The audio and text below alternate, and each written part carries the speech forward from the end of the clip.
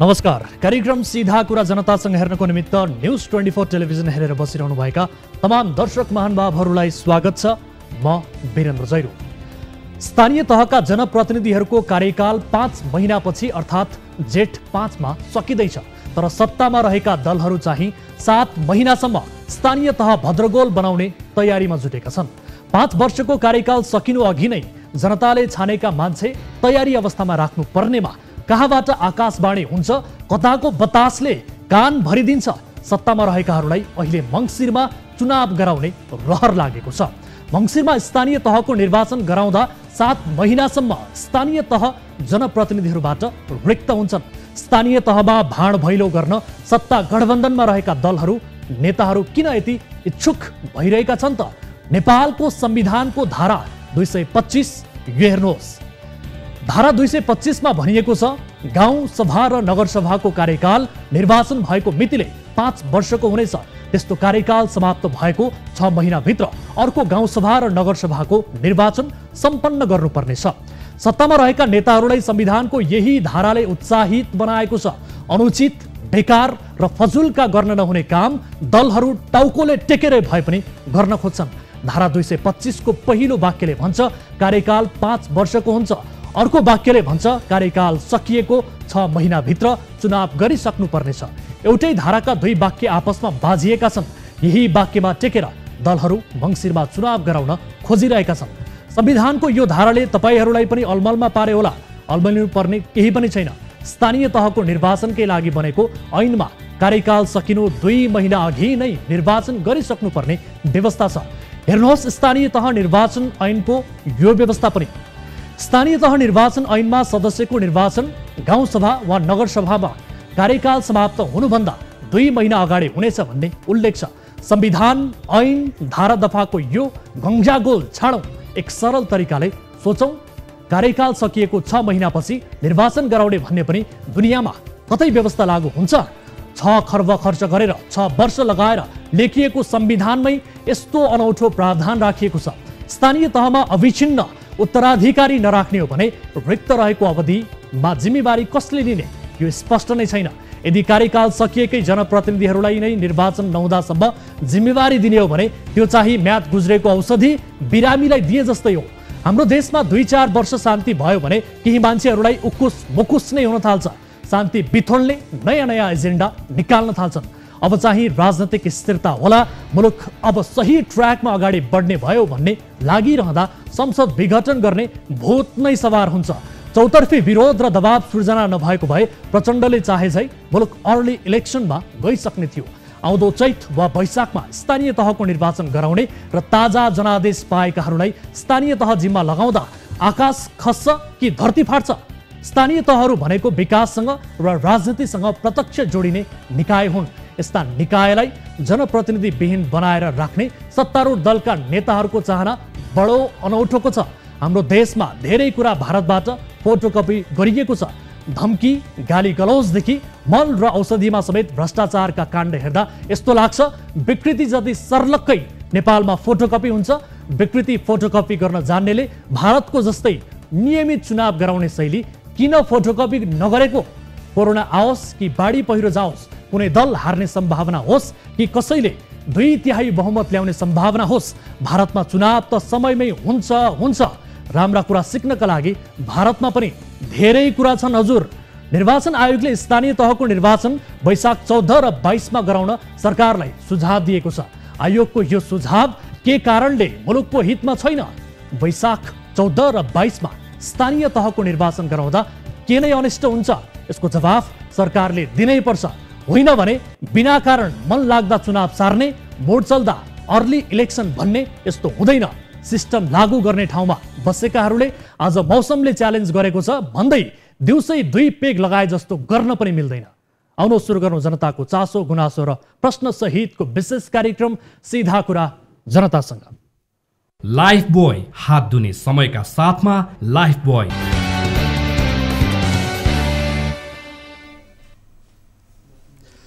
ब्रेकपछि स्वागत छ दर्शकहरू। कार्यक्रम सीधा कुरा जनतासँगको अर्को एउटा नयाँ श्रृङ्खलामा आज पनि हामी विविध विषयसहित कार्यक्रममा उपस्थित भएका छौँ।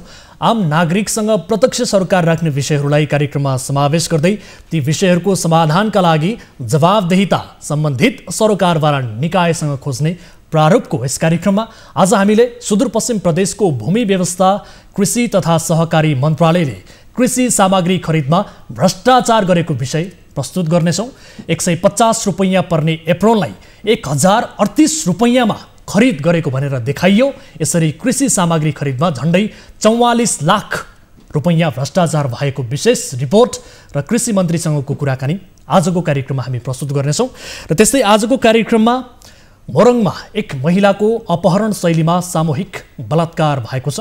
घटनामा संलग्नलाई कडाभन्दा कडा सजाय होस् भन्ने उद्देश्य र यही विषयमा जोड दिँदै यस विषयको रिपोर्ट आजको कार्यक्रममा हामी प्रस्तुत गर्नेछौँ र घटनाबारे थप जानकारी प्रहरीबाट लिने प्रयास पनि आजको कार्यक्रममा हुनेछ।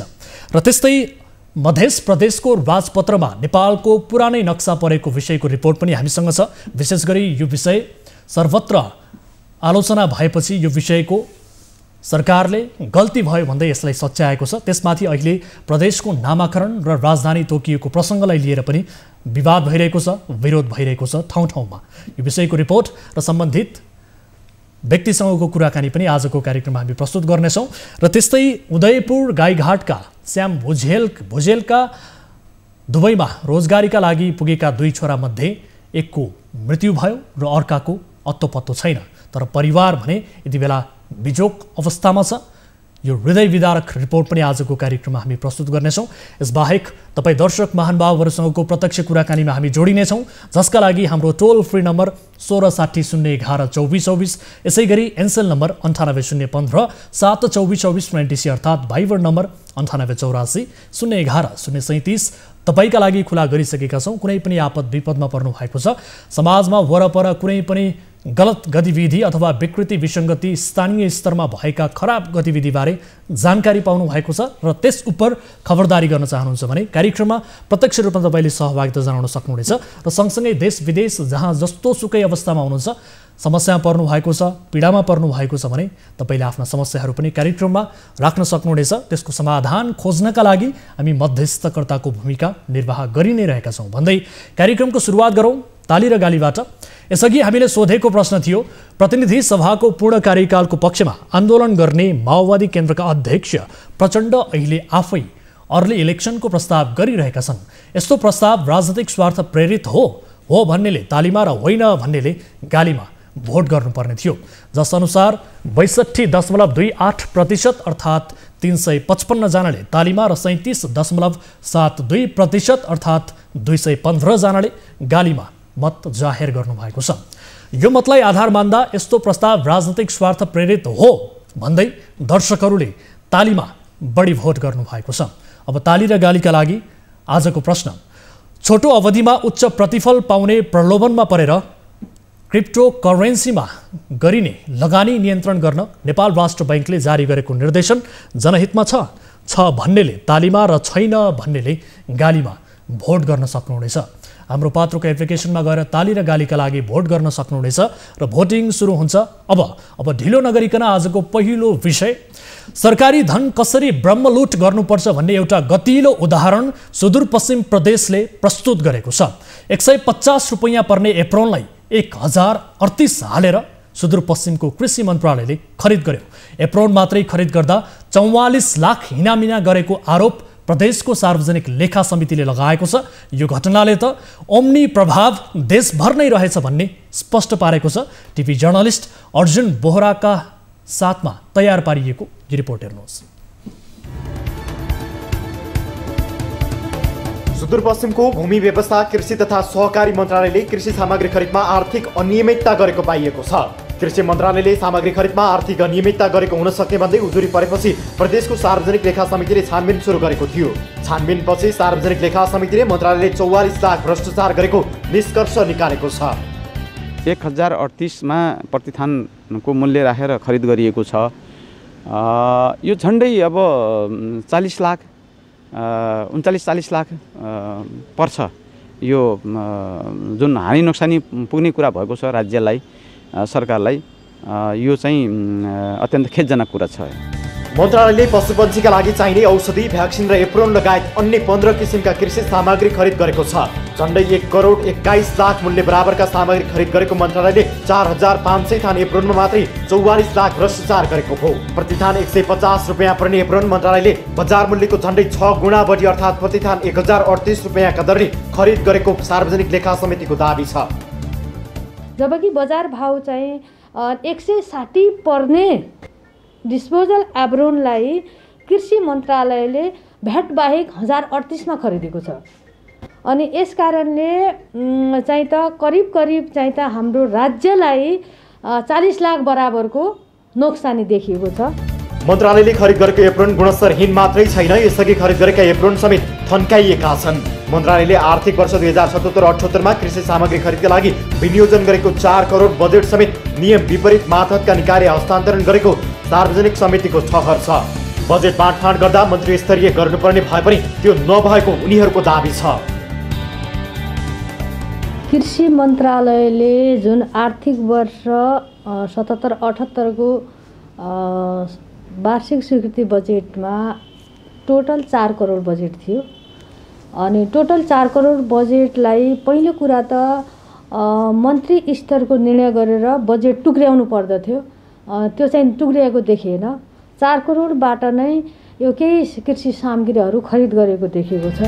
सार्वजनिक लेखा समितिले तयार गरेको प्रतिवेदनमा मन्त्रालयले सस्तो र गुणस्तरीय नभई महँगो र गुणस्तरहीन खरिद गरेको, अध्ययनका लागि सूचना माग गर्दा अधुरो विवरण बुझाएको र मन्त्रालयका कर्मचारी र मन्त्रीलाई सोधपुछ गर्दा चित्त बुझ्दो जवाफ नदिएको उल्लेख छ।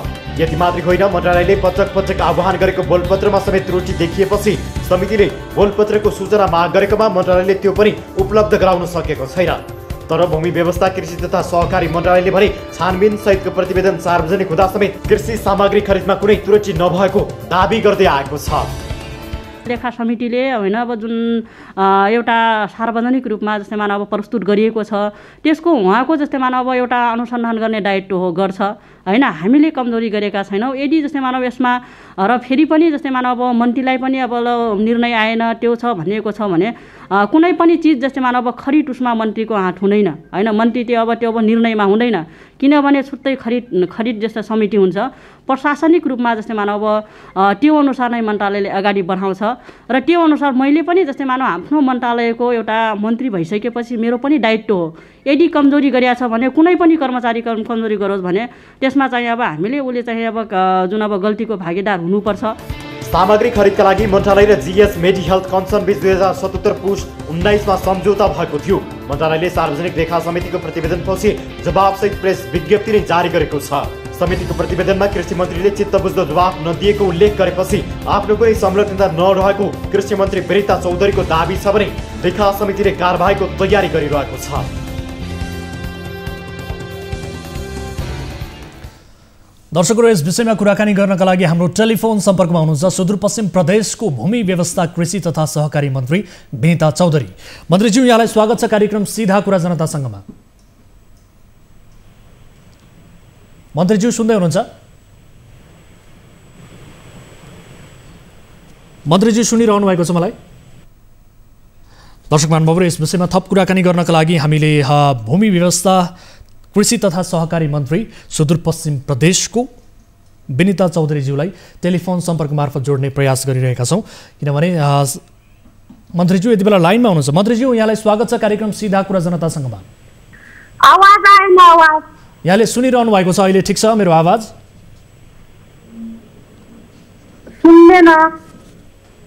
सुन्ने प्रयास गर्नु होला है त मन्त्रीज्यू। म प्रश्न गरिहाल्छु, ठिक छ?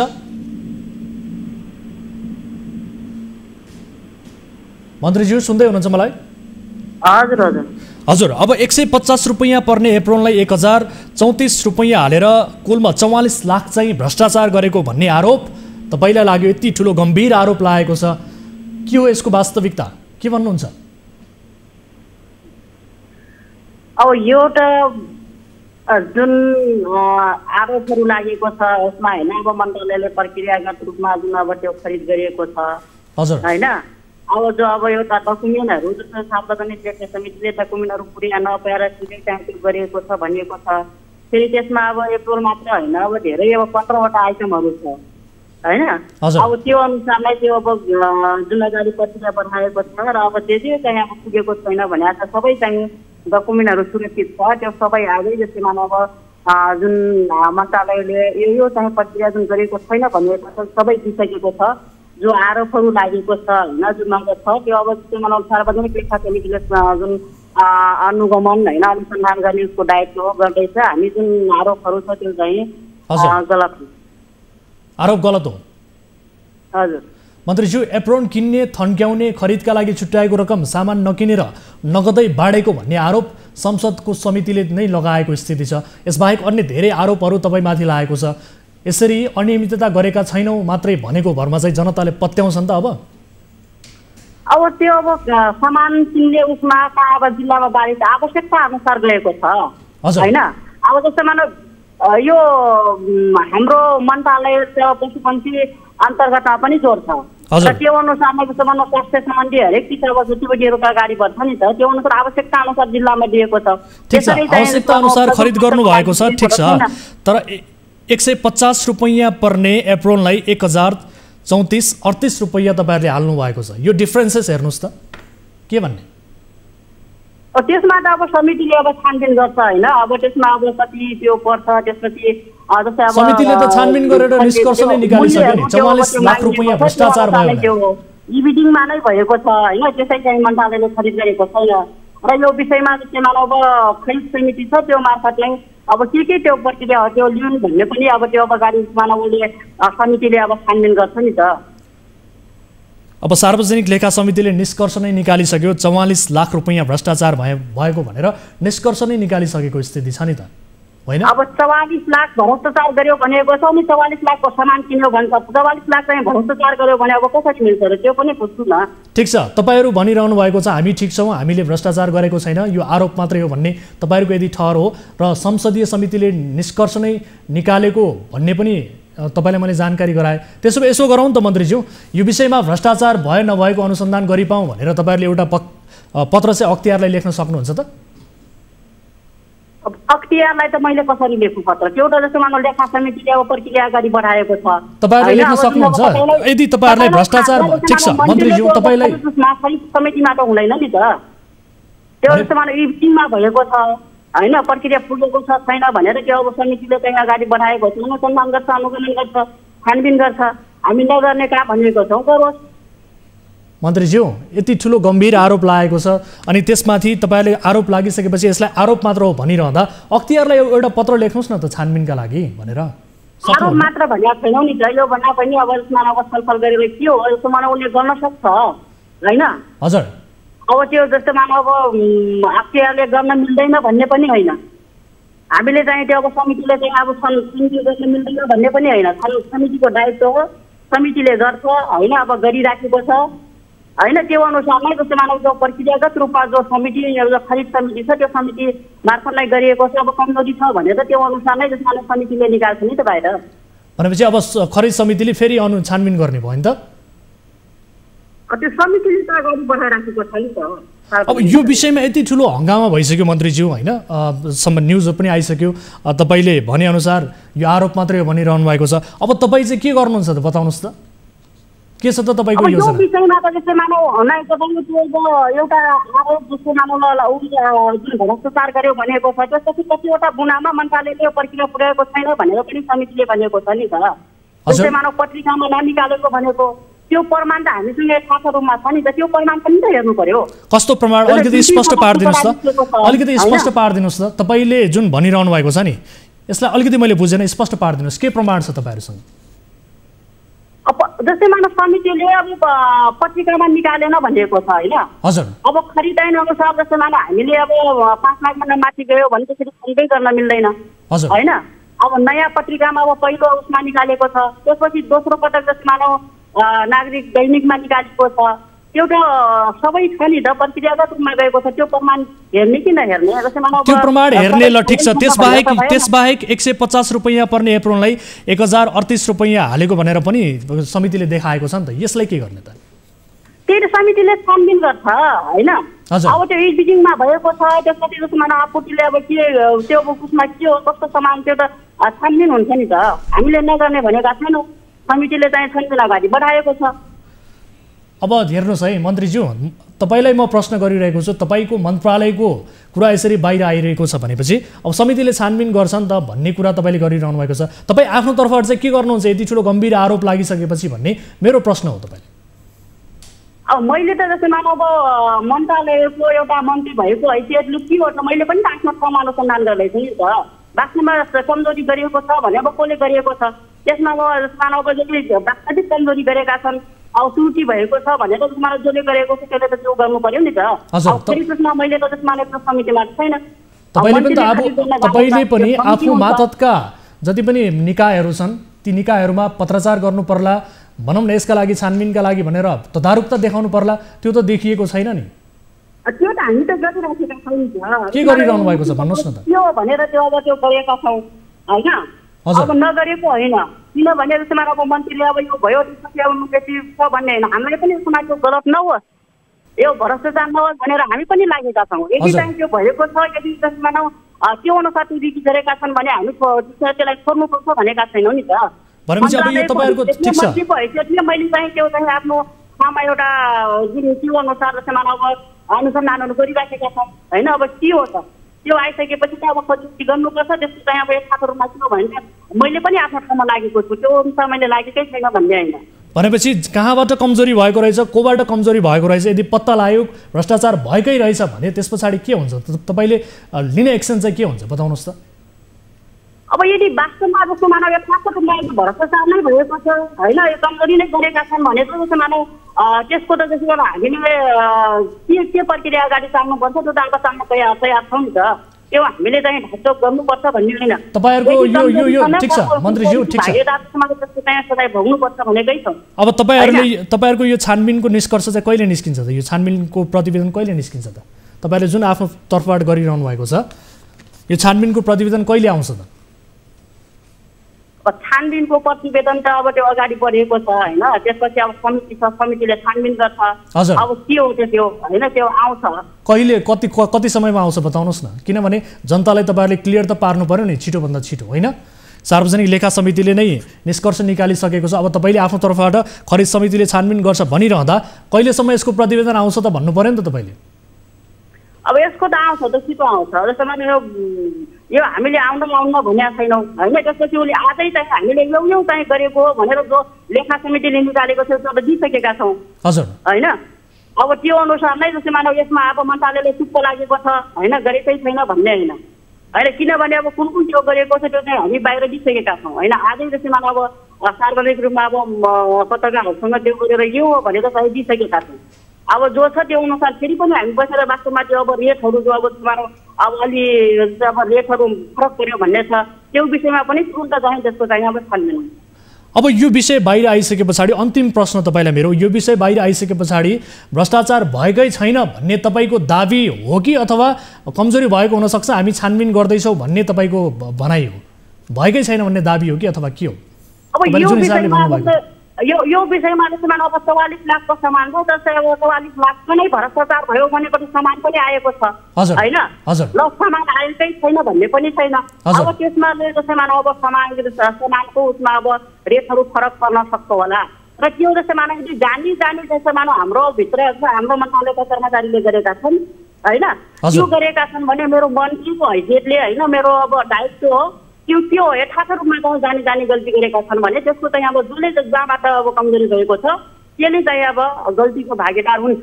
त्यो हस्, समय र जानकारीका लागि धन्यवाद। यो विषयको फलोअप हामी पक्कै पनि गर्नेछौँ। अहिले तपाईँले भन्नुभयो यसलाई आरोपका रूपमा मात्रै तपाईँले लिनुभएको छ, यद्यपि यसको सही रूपमा छानबिन होस् हामी यही चाहन्छौँ र यसरी भ्रष्टाचार गरिएको हो भने दोषी नउम्कियोन् यो पनि हामी चाहन्छौँ र यो विषयलाई फलोअप गर्नेछौँ। मन्त्रीज्यू समय दिनुभयो, धेरै धेरै धन्यवाद।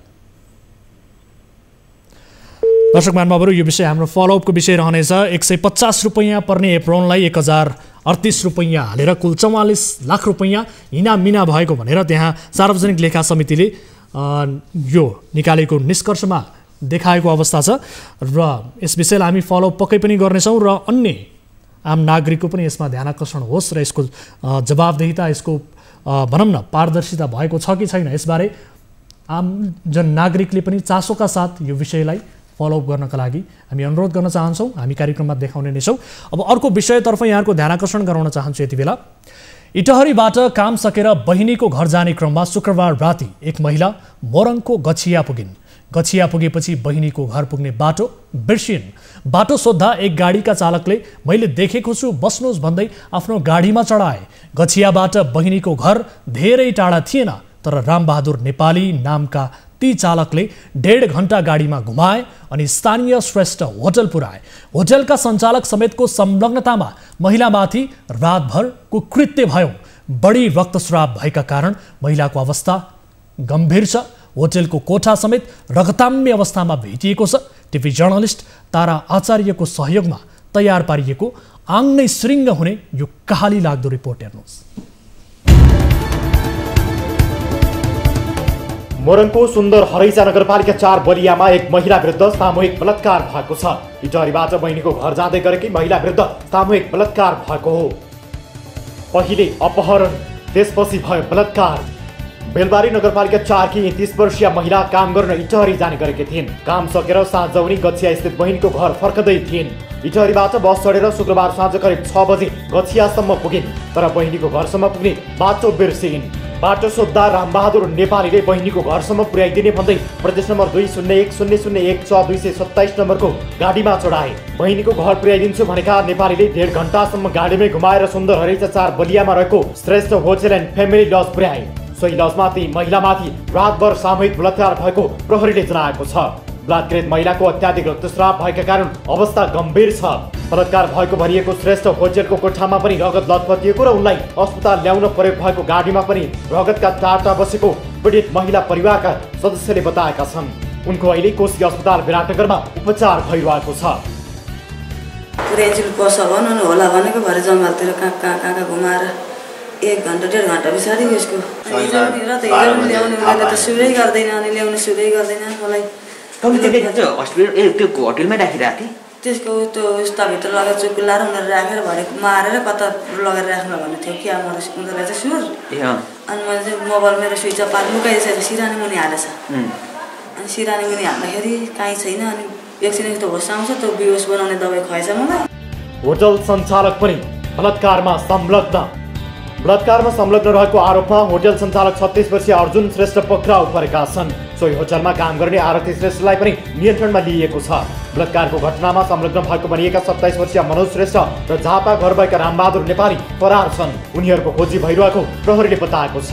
प्रहरीले जनाए अनुसार महिलाको शरीरमा पनि निलदाम र चोटपटक भेटिएको छ।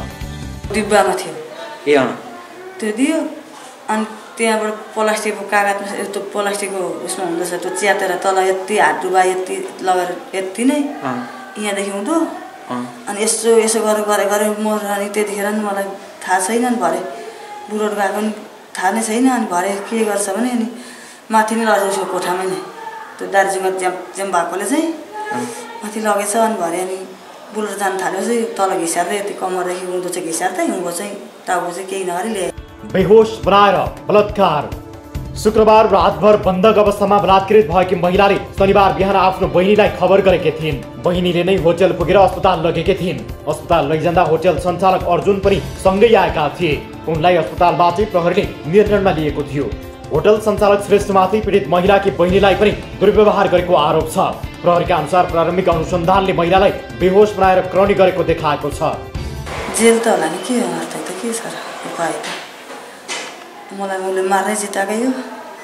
त्यतिखेर मैले बहिनीलाई 8:30 भइसक्यो बिहानको हिजो बिहानको 8:30सम्म उनीहरू चलाने कहीँ गर्दैन। हस्पिटल लगेर पनि गरेन। अनि पुलिसको फोन नम्बर देऊ न भन्दा नि तँलाई किन चाहियो भने एउटा केटा आएर चाहिँ भर्खर केटा उसले आएर चाहिँ च्याउँदै हेर्दै जाने। त्यो आइमीहरू पनि च्याउँदै हेर्दै जान्छ।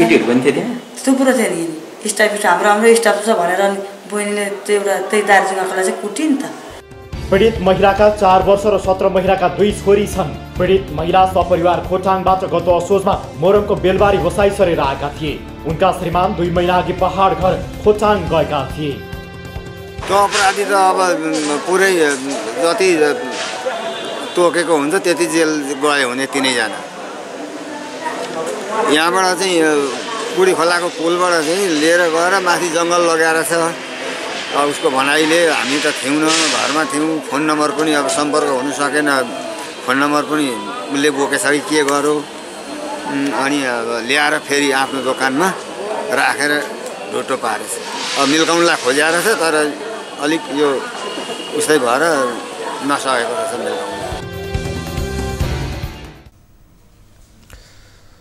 दर्शक महानुभावहरू, यो कहाली लाग्दो घटनाको जतिसुकै निन्दा गरे पनि कम हुन्छ, जतिसुकै भर्त्सना गरे पनि कम हुन्छ। यसरी सामूहिक रूपमा एक महिलामाथि अपहरण शैलीमा बलात्कार गरिएको छ र यस्तो कुकृत्य गर्ने बलात्कारीहरूमाथि कडाभन्दा कडा सजाय होस्।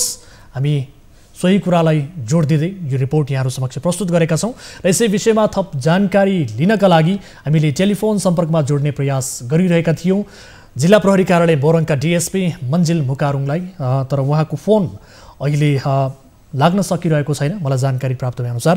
यद्यपि डिएसपी साहब आफै पनि बिरामी पर्नु भएको बारे जानकारी प्राप्त भएको छ। खैर, उहाँको स्वास्थ्य अवस्था बिग्रिएका हिसाबले पनि उहाँ अहिले हामीसँग जोडिन सक्नु भएन भन्ने जानकारी हामीले पाएका छौँ। यो विषयलाई यही थाती राख्छौँ र पीडित महिलाको उपचार यति बेला कोशी अस्पतालमा भइरहेको छ र ती महिलाको समेत स्वास्थ्य लाभको कामना गर्न चाहन्छौँ र दोषीमाथि कडाभन्दा कडा कारबाही होस् हामी यही चाहन्छौँ र प्रहरीले यसको अनुसन्धान गरी ती अन्य जो फरार रहेका व्यक्तिहरू छन् तिनलाई पनि कारबाहीको दायरामा ल्याओस् र समाजबाट यस किसिमका घटनाहरू गर्ने उप कानुनी कारबाही कडा रूपमा गरेर अब त्यस्तो दुस्साहस फेरि पनि गर्ने आँट नआओस् भन्ने किसिमको सन्देश प्रहरीले दिनेछ भन्ने अपेक्षा हामी गर्दछौँ। यद्यपि समाजमा बलात्कार, हत्या, हिंसाका घटनाहरू बढी नै रहेका छन्। त्यसकारण यी घटनाहरूलाई न्यूनीकरण गर्नका लागि, नियन्त्रण गर्नका लागि प्रहरी पनि आफ्नो तर्फबाट सचेत हुनुपर्ने, सक्रिय हुनुपर्ने अत्यन्त जरुरी देखिएको छ। खैर, प्रहरीसँग यस विषयको थप जानकारी लिने, थप विवरण लिने प्रयास हाम्रो थियो तर उहाँसँग सम्पर्क हुन सकेको छैन। यति बेला भने यो विषयलाई यही थाती राख्दै भाइबर मार्फत हामीसँग जोडिनु भएको छ, धेरैजना हुनुहुन्छ। नमस्कार, कहाँबाट जोडिनु भयो यहाँहरू? हजुर नमस्कार। हजुर, कहाँबाट जोडिनु भयो? धेरैजना हुनुहुन्छ। हजुर, हामी यो दुबईबाट बोलिरहेको छौँ अहिले। दुबईबाट के समस्यामा पर्नुभयो, के का लागि हामीलाई सम्झिनु भयो यहाँहरूले? हजुर, हामीले चाहिँ मेन पावर कम्पनीले चाहिँ यहाँ काममा भनेर पठाएको हामी अर्को भिसामा आएको हुन चाहिँ। हजुर। अनि यहाँ आएर हामीले के गर्यो, अस्ति हामी 1 तारिक आएको नेपालबाट। हजुर, कतिजना हुनुहुन्छ तपाईँहरू? कुन मेन पावरबाट जानुभएको थियो, के भयो? अलिकति डिटेल्समा यहाँहरूको समस्या चाहिँ राख्नुहोस् न। हाम्रो समस्या चाहिँ के हो भन्दाखेरि हामी 1 तारिकमा आएको, अहिलेसम्म काम पनि दिएको छैन। अनि मेन पावरमा उनीहरूले चाहिँ ग्यास प्लान्टभित्र काम हुन्छ भनेर पठाएको, अन्त ग्यास प्लान्टभित्र पनि होइन रहेछ। अनि डाइरेक्ट कम्पनी भनेर आएको हामी, उनीहरूले पनि डाइरेक्ट कम्पनी हो भनेर पठाएको, तर यहाँ सप्लाई कम्पनी रहेछ। अनि अहिलेसम्म काम पनि छैन। अनि हामी अहिले त्यतिकै यहाँ बसिरहेको छौँ। अनि के हामीले अब काम दिलाउनु पर्यो, अब त्यहाँ भने बाउन्ड्री सेलरी काम सब हुनु पर्यो, कि हामीले नेपाल फर्काउनु पर्यो भने बारम्बार अब रिक्वेस्ट गर्दा पनि उहाँहरूले के भन्नुहुन्छ भने अब कहिले कहीँ झुक्याउनुहुन्छ, कहिले अब 10 तारिक काम हुन्छ भन्छ, कहिले 15 तारिक भन्छ, 15 तारिकबाट 20 तारिक भन्छ। अनि अहिले अन्तिममा के भन्छ भने हामी केही पनि गर्दैन, तिमीहरूले के गर्न सक्छ जेसुकै गर, हामीले केही पनि कसरी केही गर्दैन भनेर हामीले हिजो फोनमा पनि कुरा भयो, के भन्यो। हजुर। अनि हामीले चाहिँ अब हजुरहरूले अनि अब हजुर, अनि त्यही भएर हामीले अब हजुरहरूको सहयोग दिनुपर्ने अवस्था आएर हामीले हजुरहरूलाई सहयोग माग्यो। हजुर, ठिक छ। अब यो जानकारी गराइदिनुहोस्, तपाईँहरू सबैजना त्यहाँ श्रम स्वीकृति लिएर नै जानुभयो?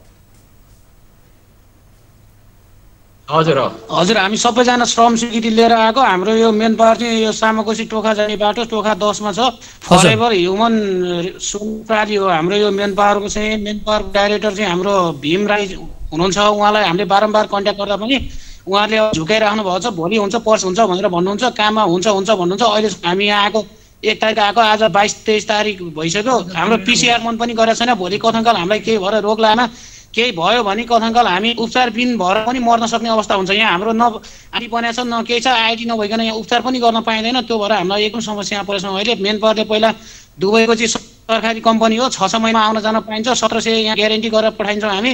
तपाईँहरू उहाँ गएर 1800-1900 मजाले कमाउन सक्नुहुन्छ भनेर त्यसरी पठाएको। तर यहाँ बेसिक सेलरी यहाँ रहेछ यहाँ हामीभन्दा अगाडि आएको साथीहरू यहाँ 2-3 वर्ष काम गर्ने साथीहरू चाहिँ जम्मा 600 र 600 प्लस 200 800 रुपियाँ बेसिक सेलेरी थापेर बसिरहनु भएको रहेछ। हामीलाई चाहिँ 1700 भनेर पठायो, सबै झुक्याएर पठायो, तर यहाँ आएर होइन रहेछ।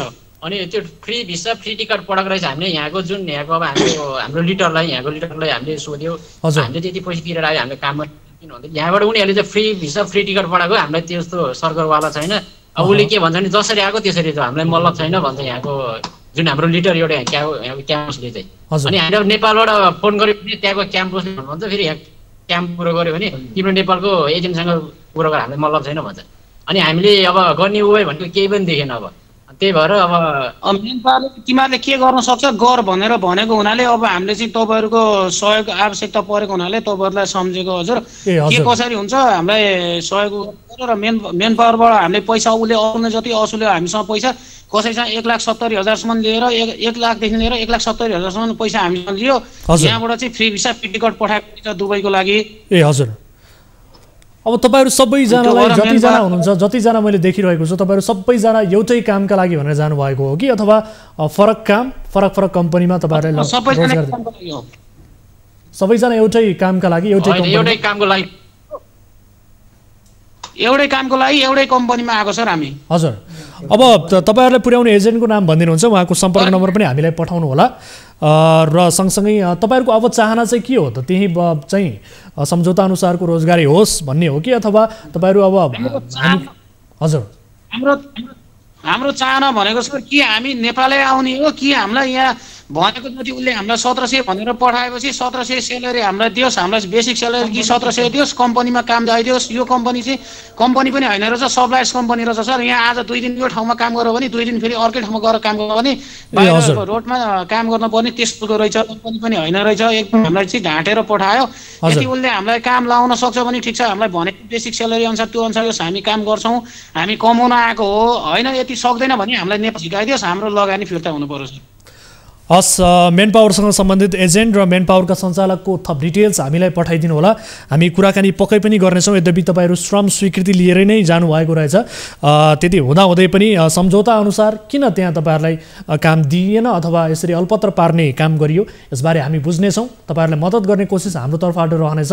जोडिनु भयो, सुरक्षित रहनुहोला। कोरोना महामारीको यो समयमा आफ्नो स्वास्थ्यको सबैभन्दा बढी ख्याल गर्नुहोला, हामी यही चाहन्छौँ। तपाईँहरूलाई मद्दत गर्ने कोसिस हुनेछ। थप डिटेल्स हाम्रो भाइबरमा पठाइदिनु होला। अहिलेका लागि छुट्टिन्छौँ है त। हुन्छ सर, धन्यवाद। दर्शक महानुभावहरू, उहाँहरूलाई सहयोग गर्ने कोसिस हाम्रो तर्फबाट पक्कै पनि रहनेछ।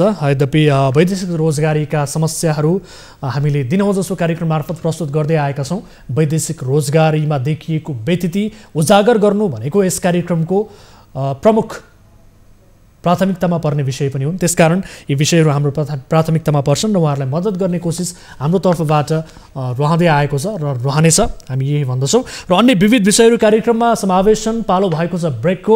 यहाँहरू हेरिरहनु भएको छ कार्यक्रम सीधा कुरा जनतासँग, मात्र न्युज 24 टेलिभिजनमा। लाइफ बोय, हात धुने समयका साथमा लाइफ बोय।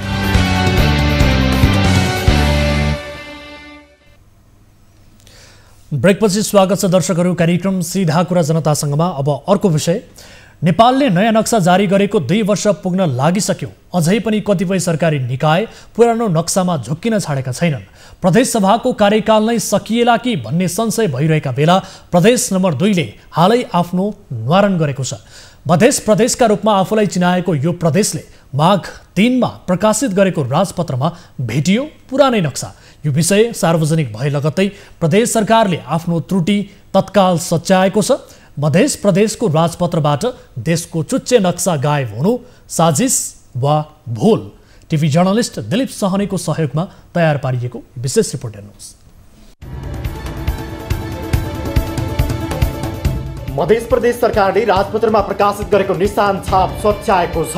गत माघ 3 गते प्रदेशको स्थायी राजधानी र नाम तोकेको सूचना राजपत्रमा प्रकाशित भयो, तर राजपत्रमा पुरानो नक्सा भएको भन्दै चौतर्फी आलोचना भएपछि आइतबार फेरि राजपत्र प्रकाशित गर्दै नयाँ नक्सा सच्याइएको छ। प्रदेशले भुलवश त्रुटि भएको भन्दै 6 दिनपछि पुनः राजपत्र प्रकाशित गरेको हो।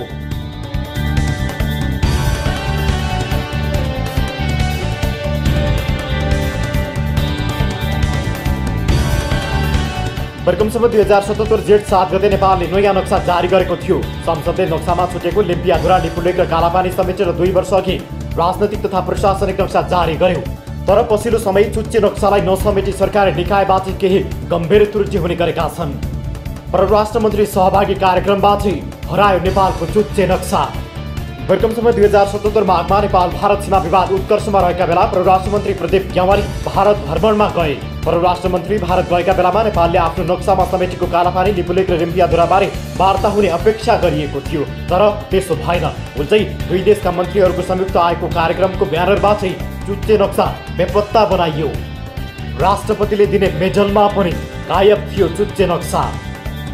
गत चैत 27 राष्ट्रपति विद्यादेवी भण्डारीले वितरण गरेका विभिन्न मान पदवी अलङ्कार र पदकमा पनि यस्तै गम्भीर त्रुटि भएको थियो। सबै सरकारी कामकाजमा अनिवार्य गरिए तापनि चुच्चे नक्सा पदकमा नभेटिएपछि जनस्तरबाट त्यसको चर्को आलोचना भएको थियो। यद्यपि त्यसको केही समयपछि गृह मन्त्रालयले पदक अघिल्लै वर्ष मुद्रण भएका कारण नयाँ नक्सा समेट्न नसकेको भनेर स्पष्टीकरण दिएको थियो।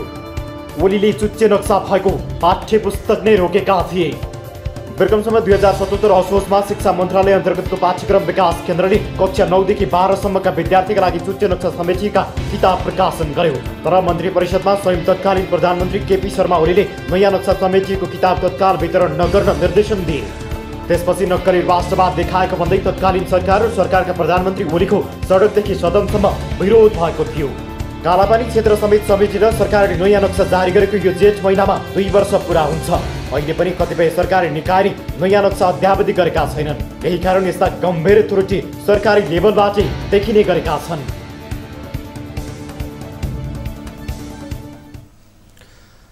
दर्शकहरू, यस विषयमा थप कुराकानी गर्नका लागि हामी टेलिफोन सम्पर्क मार्फत जोडिरहेका छौँ। आर्थिक मामिला तथा योजना मन्त्री तथा मधेस सरकारका प्रवक्ता शैलेन्द्र प्रसाद शाह हाम्रो टेलिफोन सम्पर्कमा जोडिसक्नु भएको छ। मन्त्रीज्यू, यहाँलाई स्वागत छ कार्यक्रम सीधा कुरा जनतासँगमा। धन्यवाद। हजुर, अब बल्ल तल्ल प्रदेशको नामाकरण गर्न चाहिँ प्रदेश सभा सफल भयो। विशेष गरी लामो सङ्घर्षपछि नाम राख्न सफल भएको खुसी अलिकति बढी नै हुँदा राजपत्रमा चाहिँ पुरानै नक्सा परेको हो कि अथवा के हो मन्त्रीज्यू? अब त्यस्तो होइन। अब खास गरी अब बल्ल तल्ल तपाईँ भन्नुभयो, तर हामीले चाहिँ अब यो नामाकरण र राजधानीको टुङ्गो लगाउन हामी चाहिँ हजुर भरपुर प्रयास गरेर, खास गरी अब तपाईँलाई थाहै छ यो अङ्गणितको कुरा हो होइन।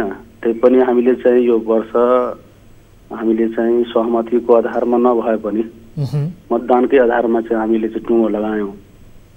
जहाँसम्म अब खुसीको कुरा, खुसी त कुरा हो स्वाभाविक रूपमा। यहाँका खास गरी पहिचानवादी शक्तिहरू, खास गरी त्यसमा पनि हाम्रो पार्टी जसपा जुन विगतका आन्दोलनहरूको उपलब्धिकै रूपमा चाहिँ हामी चाहिँ यसलाई लिएका छौँ। खुसी त हुनु स्वाभाविक नै हो। अब चुच्चे नक्साको कुरा जहाँसम्म छ, अब यो चाहिँ त्यो कुनै सुनियोजित तरिकाले या यसो कुनै तरिकाले होइन, यो एउटा भुलवश नै भएको हो। हजुर, अब यो के हो भने अब राजपत्रमा अब सङ्घीय राजपत्रहरूमा पनि कतिमा चाहिँ चुच्चे नक्सा कति छुट्या छ होइन। अब त्यसकारण अब यो मलाई लाग्छ यो भुलवश नै भएको हो र त्यो सच्याइ पनि सकिया छ। हजुर, ठिक छ, सच्याउनु भएको छ, तर अन्यथा लिनु भएन, यसलाई अन्यथा लिनु भएन। तर सर्वत्र आलोचना भयो 2 वर्ष अघि चाहिँ जारी गरिएको नयाँ नक्साको नक्सा सार्वजनिक भइसकेको 2 वर्ष भइसकेको छ, तर पुरानो नक्साको यो झुकिन चाहिँ अझै पनि छोड्नु भएन तपाईँहरू भन्ने एउटा कोणबाट आलोचना पनि भयो नि त। अब आलोचना त स्वाभाविक रूपमा अब यस्ता हुने गर्छन् होइन। र यहाँ अब नक्सामा मात्रै राष्ट्रियता हेर्ने होइन, भाषणमा मात्रै राष्ट्रियता हेर्ने, व्यवहारमा चाहिँ आत्मसमर्पणवादी देखिने, त्यस्तो हामीले धेरै हेरेका छौँ। त्यसकारण यसलाई चाहिँ अब अन्यथा लिनु भएन। अब भुलवश भएको त्यो सच्याइ पनि सकिया छ। हजुर होइन, हजुर ठिक छ। जब आलोचना भयो त्यस पछाडि तपाईँहरूले सच्याउनु भयो नि त? अब जे पनि सचिएको छ। हस्, ठिक छ, सचिएको छ। तर अब नामाकरण र राजधानी तोकिएको प्रसङ्ग पनि आइहाल्यो। यही विषयमा पनि कुराकानी गरौँ। विशेष गरी नामाकरणको विषयमा असन्तुष्टि देखियो मन्त्रीज्यू, राजधानी राखेको विषयमा पनि असन्तुष्टि। अब यो असन्तुष्ट पक्षहरूलाई चाहिँ तपाईँहरू कसरी मनाउनुहुन्छ? तपाईँहरू के सोचिरहनु भएको छ, के गरिरहनु भएको छ, यसबारे बताइदिनुहोस्। अब असन्तुष्टि, अब हेर्नुहोस्, अब लोकतन्त्रमा आफ्नो विचारहरू, आफ्ना कुराहरू राख्न सकिन्छन्। हजुर, अब खास गरी अब यो प्रदेश सभाले 2/3 भन्दा बढी होइन मतले चाहिँ हामी चाहिँ पारित गरेका छौँ। हजुर, त्यसकारण मलाई लाग्छ कि यसमा अब केही असन्तुष्टिहरू जुन छन् त्यो असन्तुष्टिहरूका पक्षहरूलाई पनि हामी चाहिँ प्रयास गर्छौँ उहाँहरूलाई सहमतिमा ल्याउन। र खास गरी अहिले चाहिँ अब नामाङ्कनको सवालमा जुन 2/3 भन्दा बढी र राजधानीको पनि 2/3 बढी भएको रहेछ। त्यसकारण मलाई लाग्छ अब यो असन्तुष्टिहरू बिस्तारै बिस्तारै उहाँहरू पनि बुझ्नुहुन्छ। अब खास गरी अब राजधानीकै सवालमा अब 2टा प्रस्ताव एटलिस्ट भयो, एउटा जनकपुर र अर्को वीरगञ्ज होइन। अब अहिले कति वीरगञ्जका साथीहरूले असन्तुष्टि जनाइराख्नु भएको छ। स्वाभाविक रूपमा अब चाहिँ एउटा प्रस्तावक मान्नेहरू पनि हुनुहुन्थ्यो वीरगञ्जका, त्यसकारण उहाँहरूको असन्तुष्टि रहेको रहेछ। तर अब 2/3 भन्दा बढी मतले पारित भएकोले उहाँहरूले पनि चित्त बुझाउने अवस्था छ। हजुर, अब 2 नम्बर भन्ने शब्दबाट त वाकअप भइसक्नु भएको थियो लगभग। नामाकरण भएपछि अब बल्ल चाहिँ 2 नम्बरीबाट चाहिँ 1 नम्बरी भयो भन्ने मलाई के लाग्छ भने 2 नम्बरबाट त हामी मुक्त भयौँ र यो मध्य प्रदेश भएपछि हैन अब धेरैलाई चाहिँ इरिटेट भएको जस्तो लाग्छ मलाई। हजुर हैन, अब यो 2 नम्बरी भन्नेबाट 1 नम्बरी भयो भन्ने पनि महसुस गर्नु भएको छ कि के छ? त्यस्तो त होइन, तर हामीले चाहिँ प्रदेशलाई बनाउने। हजुर, अब यो प्रदेशलाई अब नामले मात्रै होइन हैन, खास गरी अब विकास र समृद्धिका कुराहरू धेरै चुनौतीहरू छन्। यी चुनौतीहरूलाई चाहिँ हामी सामना गर्दै यो प्रदेशलाई समृद्धि र विकासतर्फ लग्ने हो, जो मूल चुनौती हो।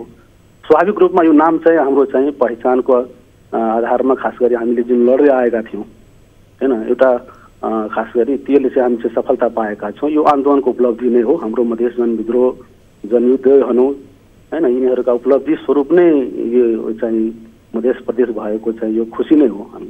हजुर, समय र जानकारीका लागि धन्यवाद मन्त्रीज्यू। यो छोटो कुराकानी यहाँसँग गऱ्यौँ, जोडिनु भयो, त्यसका लागि धन्यवाद। र विशेष गरी जुन गल्ती राजपत्रमा भयो यो गल्ती फेरि पनि नदोहोरियोस्, आम नागरिकले यसलाई चित्त बुझाएका छैनन्। यद्यपि नेपालको नक्सा नयाँ नक्सामा समेटिएको जुन भूमि छ त्यो फिर्ता लिनका लागि सहमति गर्नु, त्यो पहल गर्नुपर्ने ठाउँमा उल्टै चाहिँ यसरी पुरानै नक्सा चाहिँ झुकिन नछोड्नु पर्ने झुकिने परिस्थिति हजुर यो आउनुलाई नेपाली जनताले पक्कै पनि पचाएका छैनन्। यसलाई गम्भीर रूपमा लिइयोस्।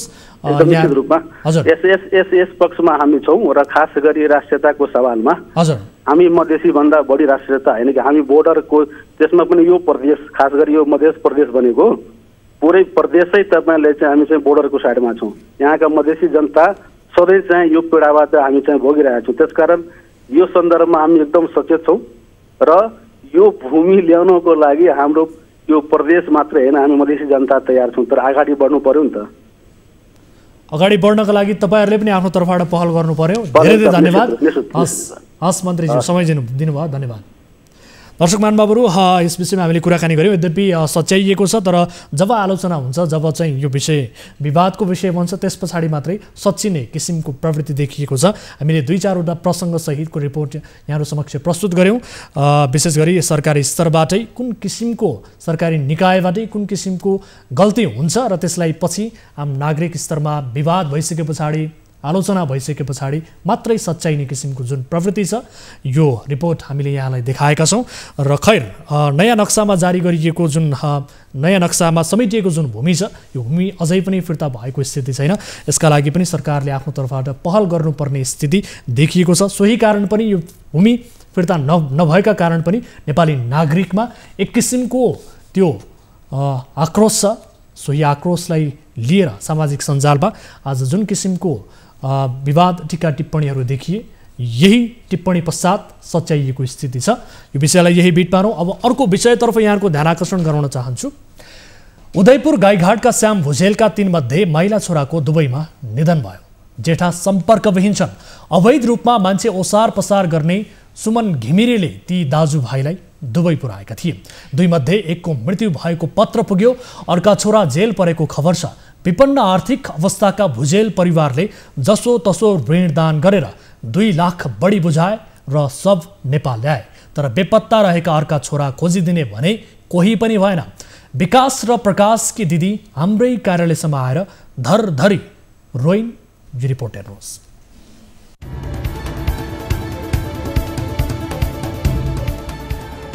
दुबईबाट अरबी भाषामा लेखिएको एक पत्र बोकेर केही दिन अघि प्रहरीहरू श्याम भुजेलका छोरा विकासको घर कुनो भन्दै सोधीखोजी गर्दै घरमा पुगे। ती प्रहरीले घरमै पुगेर एक पत्र विकास भुजेलका बाबुको हातमा राखिदिए। पत्र अरबी भाषामा लेखिएका कारण बुझ्न समस्या भयो। अरबी भाषामा उल्था गराएर पत्र पढेपछि थाहा भयो त्यो पत्र छोराको मृत्युको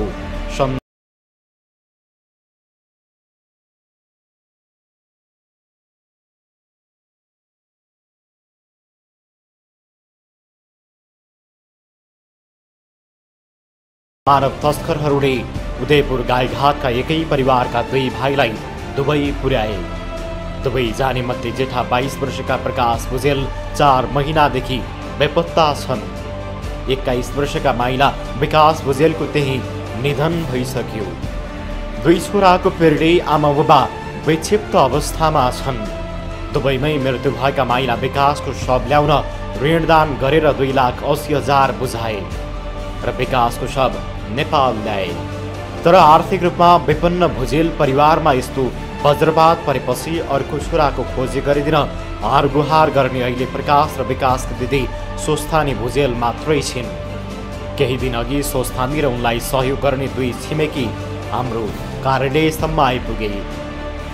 गाउँमा पुलिस जानुभएको थियो। पुलिस जाँदाखेरि विकास भुजेल भन्ने यहाँको मान्छे हो भनेर सोध्नुभयो अरे। अनि हजुर भनेर थाहा भएन हामीलाई त भनेर भन्नुभयो गाउँको मान्छेहरूले। अनि श्याम भुजेलको छोरा भन्नुभयो अरे। अनि भनेपछि उहाँ दुबईमा लावारिस भएर बस्नु भएको छ, खोजी गर्नु पर्दैन भन्नुभयो अरे। अनि भनेपछि किन त्यस्तो लावारिस भएछ हामी हेरौँ न त भनेर पछि बुझ्दाखेरि अनि बुवा त्यो सुन्ने बित्तिकै भोलिपल्ट बुवा एमबिसी जाँदाखेरि एमबिसी गएपछि तपाईँको विकास भुजेल भन्ने छोरा छैन, मृत्यु भइसकेको छ। मृत्यु भएको पनि झन्डै 2 महिना हुन लागिसक्यो भनेर त्यो लेटर आयो। एउटा लेटर अरबी भाषामा लेखेको लेटर आयो। लेटर आएपछि हामीले त्यसलाई इङ्ग्लिसमा ट्रान्सलेटर गरेर पढ्दाखेरि तपाईँको यो लासलाई उठाइहाल्नुहोस्, 1 महिना भयो यो लास यहाँ हुन आँट्यो, यो तपाईँले 5 दिनभित्रमा उठाउनु भएन भने हामी यहीँ दाह संस्कार गरिदिन्छौँ भनेर त्यसो भन्नुभएको छ उहाँको उसले। शव ल्याउन ऋण गरेर 2,80,000। पत्रमा 5 दिनभित्र दुबईबाट शव फिर्ता लैजाने भए लैजानु, अन्यथा त्यहीँको नियमअनुसार व्यवस्थापन गरिदिने विवरण उल्लेख थियो। एउटा छोराको मृत्युको खबर अर्को छोरा पनि सम्पर्कविहीन भएको खबर सुनेपछि ती वृद्ध आमाबुबाको मनमा के बित्यो होला। उनीहरूले 2 छोरालाई दुबई पुर्याउने सुमन घिमिरे नामक मानव तस्करलाई फोन गरे। उनले 5 लाख रुपैयाँ माग गरे। अर्को छोरासँग सम्पर्क गराइदिने झुटो आश्वासन मात्रै बाँडिरहे। यद्यपि ऋणदान गरेरै भए पनि 2,80,000 बुझाएपछि मृत्यु भएका विकासको शव नेपाल आइपुग्यो र उनको 4 दिन अघि मात्र दाह संस्कार गरिएको छ। भाइले त्यस्तो केही नै भनेन हामीलाई, काम म के गर्छु कसो गर्छु नै भनेन सर। उसले भनेको थियो सुमन घिमिरेले राम्रै आश्वासन दिइरहेको थियो अरे, राम्रै ठाउँमा काम गरिरहेछ, पैसा म हालिदिन्छु तपाईँहरूलाई, पैसा ऋण तिर्दिन्छु म तपाईँहरूको भनेर भनिरहेको थियो अरे। होइन पैसा पनि पठाए? 1 रुपियाँ पैसा सर, 1 रुपियाँ पैसा पनि आएको छैन उसकोबाट हामीलाई। हामीले जब उसले 1 महिना पुग्यो, 1 महिना पुगेपछि मेरो भाइलाई पनि कहाँ पुर्याए थाहा छैन। उसले हामीलाई आश्वासन दिइराख्यो, निकै टाइम आश्वासन दियो। उसले दिँदै थाक्यो होला, त्यसपछि हाम्रो फोन उठाउन छोडो। भुजेल परिवारमा आइपरेको यस्तो वज्रपात सरकारी निकायको नजरमा खास परेको छैन। भुजेल परिवारले दुबई स्थित नेपाली दूतावास र काठमाडौँमा परराष्ट्र मन्त्रालयमा सहयोगको याचना गर्दै दिएको निवेदन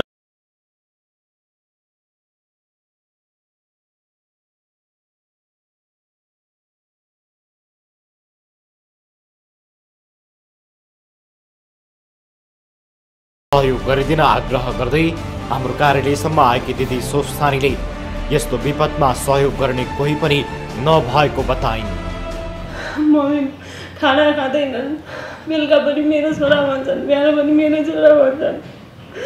तेरो भाइ पनि त्यस्तै भइरहेछ, थाहा छैन के भएको छ, न जिउँदो छ न मरेको छ त्यो पनि थाहा छैन हामीलाई।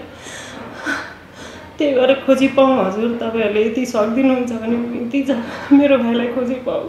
डेट नभएकोलाई पनि सकुशल उहाँ जेलमा भनेर भन्ने चाहिँ कुरा आएको छ, दिएको मात्रै कुरा हो, न छैन कहाँ छ के छ।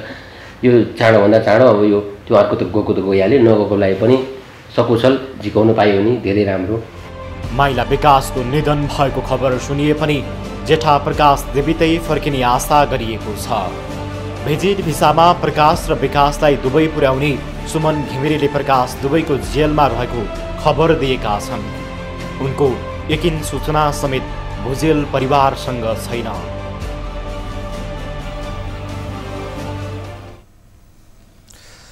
दर्शक महानुभावहरू, यो परिवारमा जुन किसिमको वज्रपात परेको छ, यस्तो वज्रपात कुनै पनि परिवारमा नपरोस्।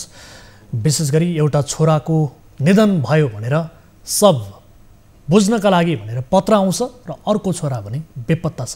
घरमा रहेका बिरामी बुबाआमाको अवस्था त्यसै पनि दयनीय छ। त्यसमाथि आर्थिक अवस्था निकै कमजोर छ, हिडडुल गर्न सक्ने स्थितिमा छैनन्।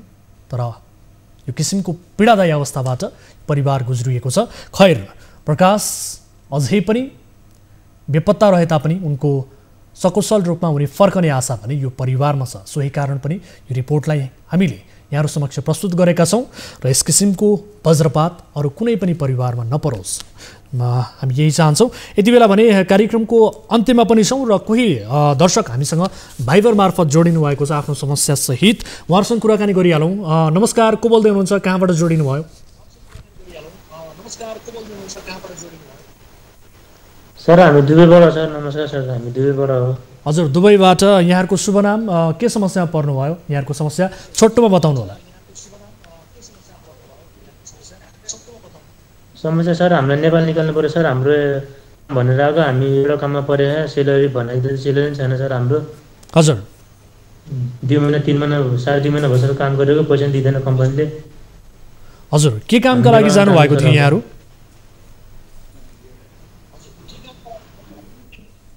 हामी होटलमा भनेर आएको सर, हामीलाई अहिले बाहिरी काममा हाले। हजुर, कति समय भयो यहाँहरू त्यहाँ पुग्नु भएको? कुन मेन पावर कम्पनीबाट जानुभएको? यसबारे डिटेल्समा बताइदिनुहोस् त छोटोमा।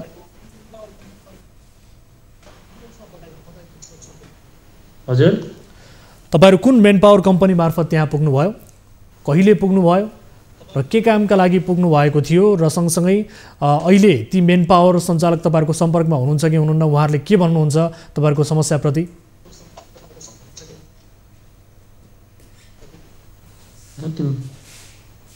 मेन पावरले त अब हामीलाई त चिन्दैन भन्छ। तिमीलाई मैले पठाएँ होइन, तिमीलाई म चिन्दैन भन्छ मेन पावरले हामीलाई। हामी आएको 2 महिना भइसक्यो हामी आएको। हजुर, कुन मेन पावर कम्पनी मार्फत 25-30 हजार हुन्छ भनेर ल्याइदियो। यहाँ आएर 2 महिना काम गरेर जम्मा 300 रुपियाँ दिएको हामीलाई। हजुर, मेन पावर कम्पनीको नाम भन्नुहोस् त।